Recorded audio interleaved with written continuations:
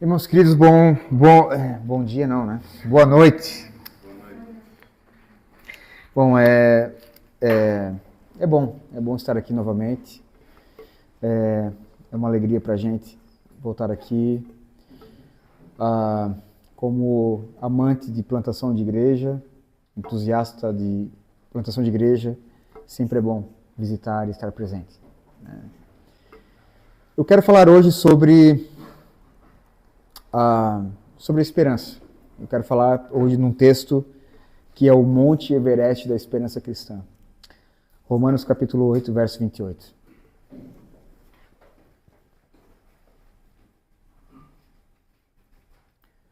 Tudo coopera para o bem.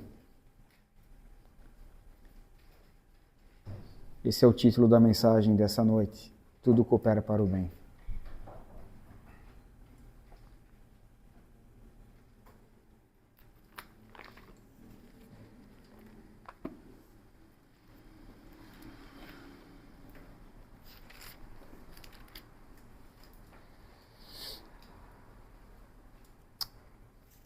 Todos encontraram?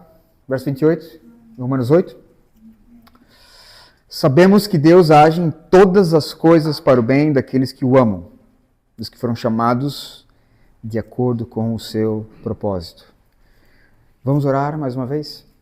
Pai, nós louvamos o Teu nome. Obrigado, Senhor, por esse texto. Ajuda-nos a compreendê-lo.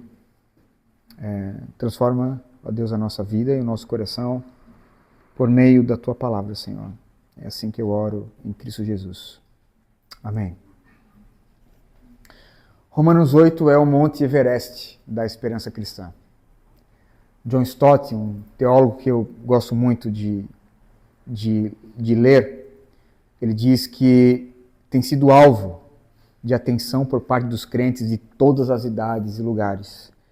Já o compararam com um travesseiro sobre o qual descansar a nossa cabeça fatigada. Romanos 8, 28. É interessante, irmãos, porque Paulo, após lidar com a realidade do pecado, capítulo 1 ao capítulo 3, a justificação pela fé, do capítulo 4 ao capítulo 5, a luta contra a carne, Paulo chega então no capítulo número 8, onde a gente consegue ver então um panorama completo da obra de Deus na vida do crente.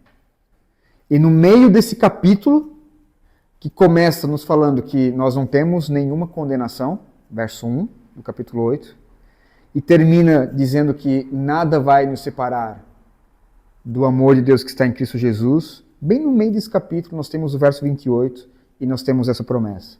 Sabemos que Deus age em todas as coisas para o bem daqueles que amam o Senhor, dos que foram chamados de acordo com o seu propósito.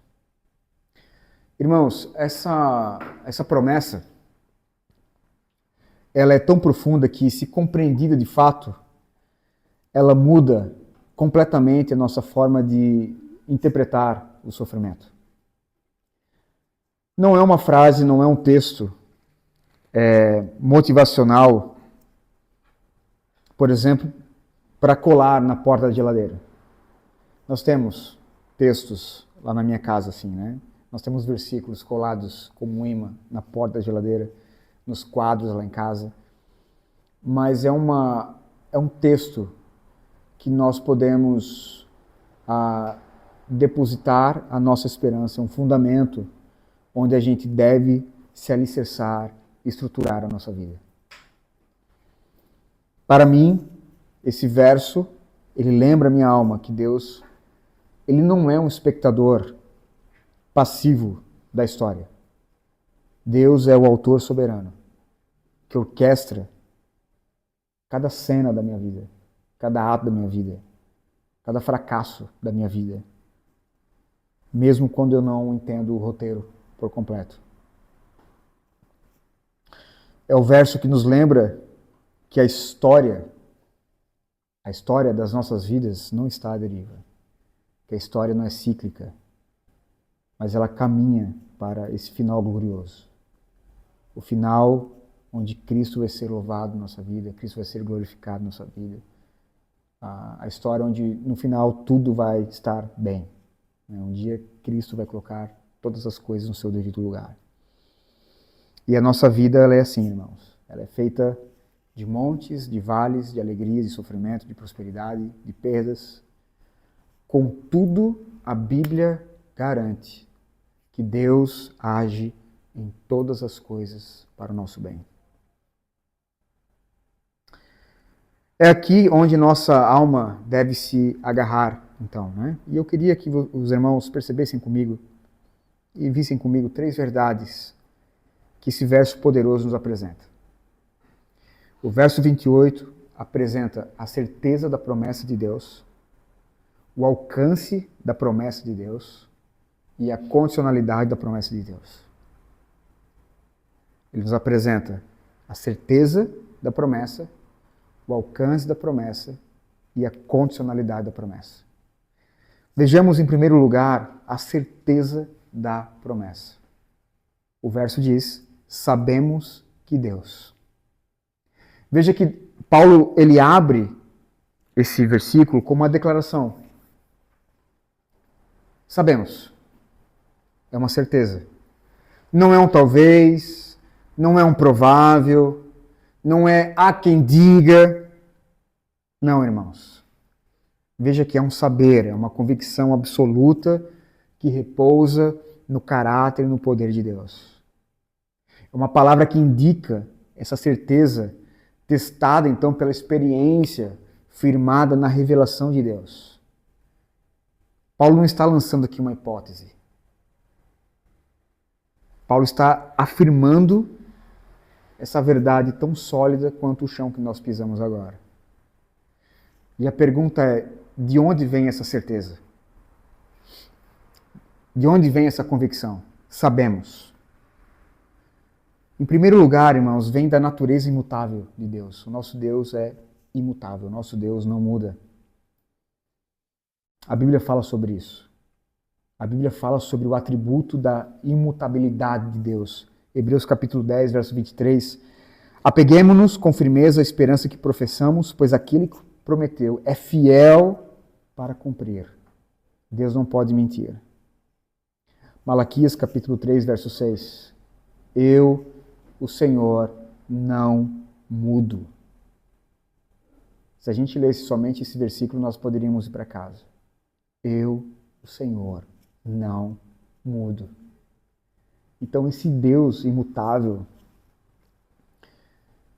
esse Deus que não pode mentir, nos chama a depositar nele a nossa confiança. Tal como Paulo colocou aqui, essa convicção. De onde vem essa certeza? Em segundo lugar, do testemunho das Escrituras. Toda a Bíblia é um registro da ação soberana de Deus, conduzindo a história, que por vezes aparentemente é caótica, para um fim glorioso, para um fim de glória. Pense comigo, irmãos, na vida e no testemunho da vida de Jó. Ninguém teria dito, olhando para as suas cinzas, que aquilo ali estava cooperando para o bem de Jó, mas estava. E ao final, o próprio Jó confessa: bem sei que tudo podes e nenhum dos teus planos podem ser frustrados. Irmãos, por vezes nós achamos que Deus gosta de nos fazer sofrer. Mas o sofrimento, ele tem um propósito em todas as coisas.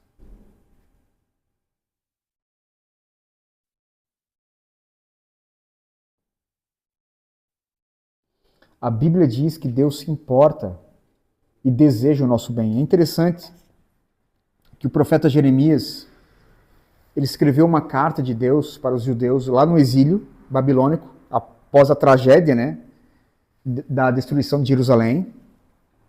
E na carta que Jeremias escreve, capítulo 29, verso 11, Jeremias escreve algo bem precioso que é uma verdade para nós também.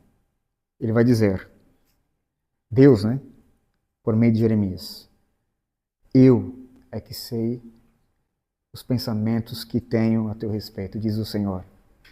Pensamentos de paz e não de mal, para vos dar o fim que desejais.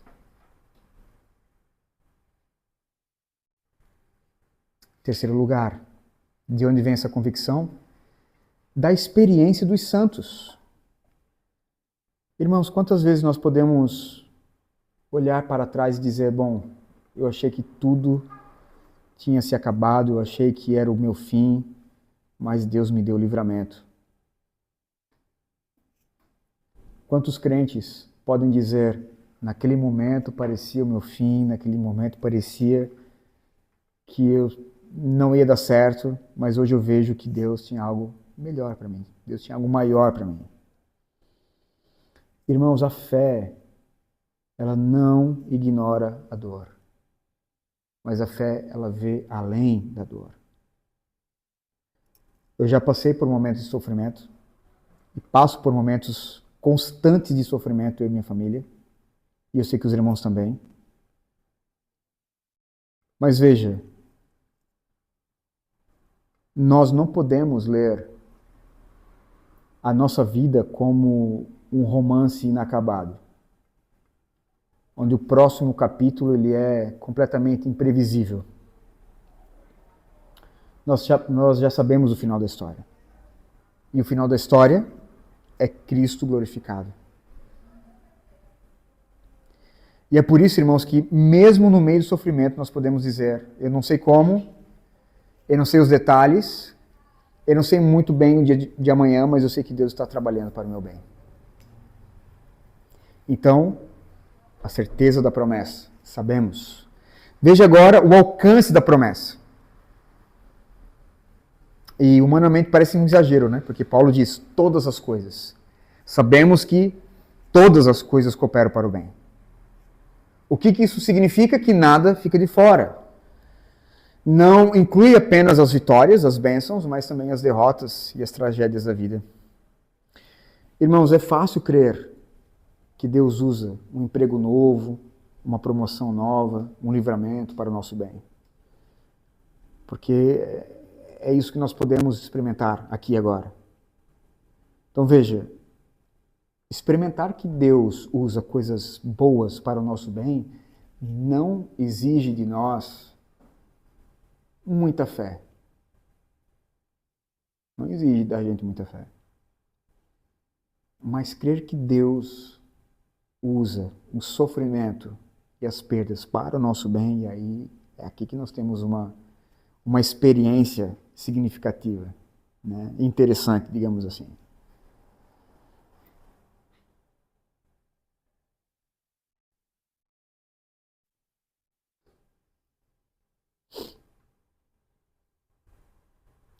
Irmãos, Deus não desperdiça nada.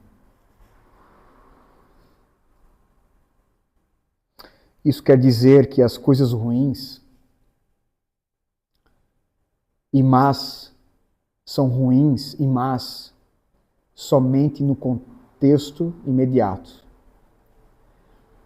Mas elas não são ruins e más no sentido final. Por vezes, as tragédias são bênçãos disfarçadas. E esse, novamente, é o testemunho das Escrituras. Eu coloquei aqui como exemplo a vida de José. Uma vida marcada por injustiças. Rejeição, abandono, escravidão, calúnia de Potifar, esquecimento na prisão. Tudo parecia apontar para o fracasso e abandono, mas veja, no tempo certo, cada peça se encaixou perfeitamente. Em Gênesis capítulo 50, verso 20, José está diante de seus irmãos. Ele agora é governador do Egito. Há fome na terra. Os irmãos de José são enviados para o Egito para procurar socorro, para pedir socorro.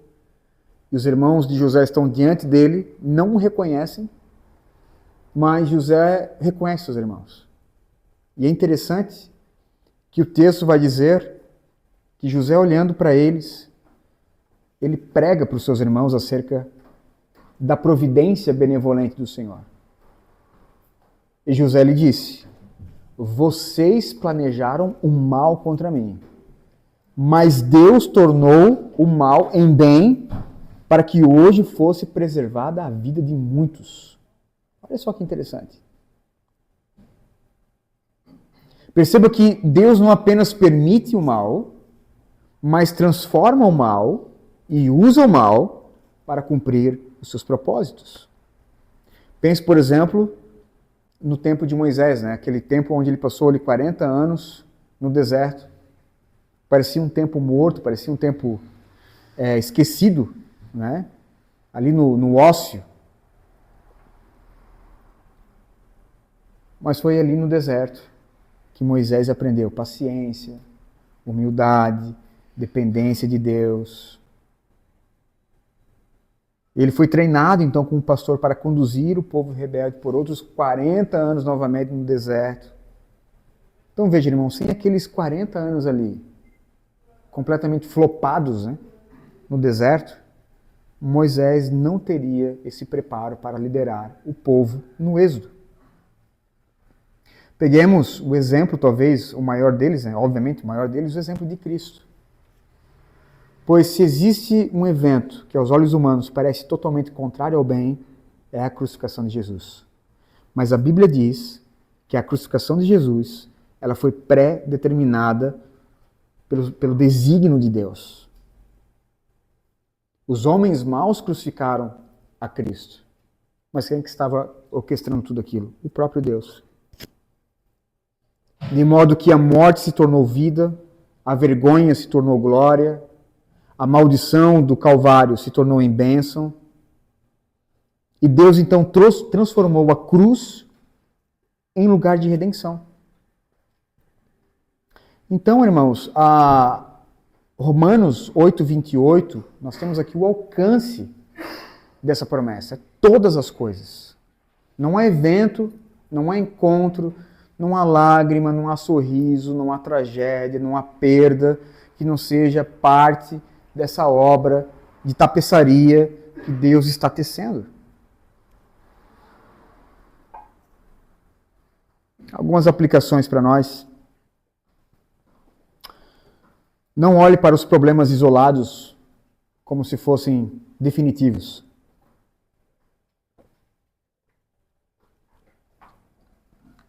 Uma página de um livro não define a história inteira. Um dia de tempestade no ano não define o clima do ano inteiro. E um momento de sofrimento não define a obra que Deus está realizando nas nossas vidas. Nós podemos sofrer, mas nós não vamos sofrer para sempre.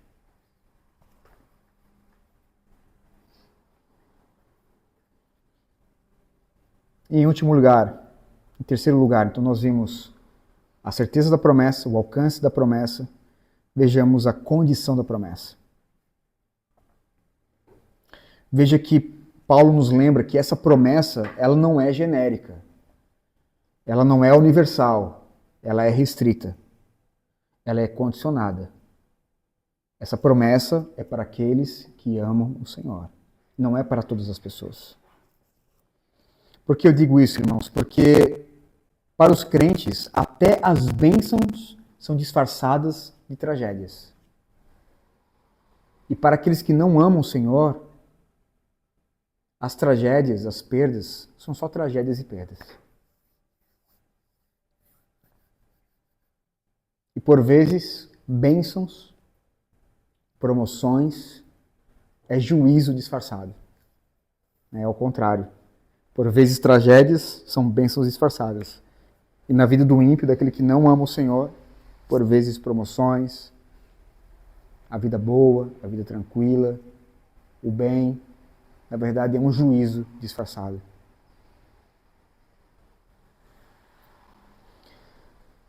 E veja que a condição da promessa, dessa segurança do final glorioso, onde todas as coisas têm a sua redenção, né, para o bem daqueles que amam o Senhor, ela é restrita, ela é condicionada. A promessa não é dada a qualquer um. É somente aqueles que vivem no vínculo de amor com o Senhor. É para aqueles que amam o Senhor. E aí Jesus nos lembra em João capítulo 14, verso 15. Se vocês me amam, vocês guardam os meus mandamentos. Isso significa que amar a Deus não é apenas dizer, eu amo o Senhor, mas é viver diariamente sob a sua autoridade, ajustando a nossa vontade à vontade do Senhor. Amar ao Senhor é caminhar em fidelidade, mesmo quando obedecer custa caro. É confiar mesmo quando nós não vemos as respostas. É descansar mesmo quando os ventos são contrários.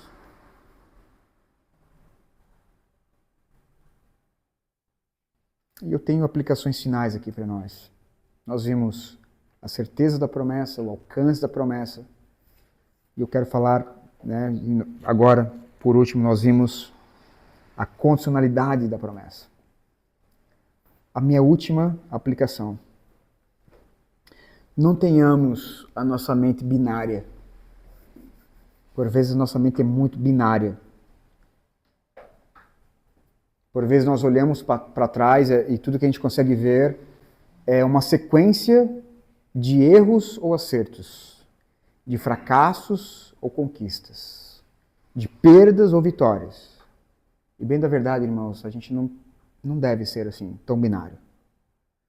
A gente precisa ver, sobretudo, a mão do Senhor conduzindo cada detalhe para moldar a nossa vida, para nos aproximar de Cristo, a fim de que Cristo venha revelar mais a sua graça, mesmo em situações difíceis, duras. Eu sempre digo, e eu repito, na Vida da Graça, e eu digo aos irmãos aqui, mar tranquilo não faz bom marinheiro.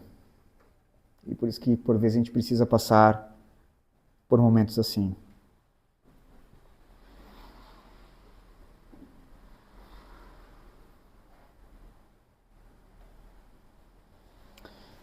Lembremos hoje, irmãos, Deus não desperdiça nada.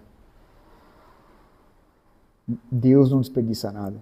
Ele usa todos os fios nessa tapeçaria da sua vontade. E ele vai, então, intercalando cores mais frias, mais escuras, com cores mais quentes, mais vivas, e vai misturando tudo isso, a fim de que no final da história tenhamos esse tapete lindo, né? Essa obra de tapeçaria do Senhor. De modo que as nossas perdas, os nossos fracassos contribuíram para o nosso bem. Amém? Bruno, posso orar por você, pela sua esposa?